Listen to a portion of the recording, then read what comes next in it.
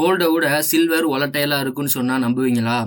நீங்க உடனே கேட்கலாம், என்ன ப்ரோ கோல்டு தான் ஒரு நாளைக்கு ரூ. 200 ரூ. 300 ஏறிக்கிட்டே போகுது. அப்புறம் எப்படி சில்வர் கோல்ட விட ரொம்ப வொலடைலா இருக்குன்னு சொல்றீங்க?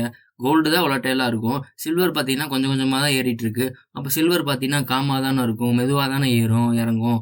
கோல்டு தான் சொல்லப்போனா வொலடைலா இருக்கும். நான் ஃபாரெக்ஸ்லலாம் கோல்டு ட்ரேட் பண்ணியிருக்கேன். அங்க இருக்கிறதுலயே கோல்டு தான் ரொம்ப வொலடைலா இருக்கும். சில்வர்லாம் ரொம்ப கம்மியா தான் வொலடைலா இருக்கும். நீங்க என்னன்னா சில்வர் ரொம்ப வொலடைலா இருக்குன்னு சொல்றீங்க.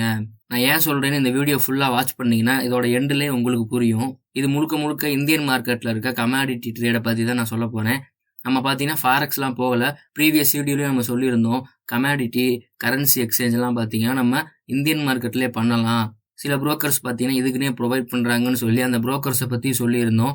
இத பத்தியுமே நம்ம ஃபுல் டீட்டெயிலா ஒரு வீடியோ போட்டிருக்கோம். அந்த வீடியோ பார்க்காதவங்க மறக்காம பார்த்துட்டு வாங்க. அதோட லிங்க் பார்த்தீங்கன்னா டிஸ்கிரிப்ஷன்ல இருக்கு. ஏன்னா இத பார்த்துட்டு வந்தீங்கன்னா தான் உங்களுக்கு இந்த வீடியோ புரியும்.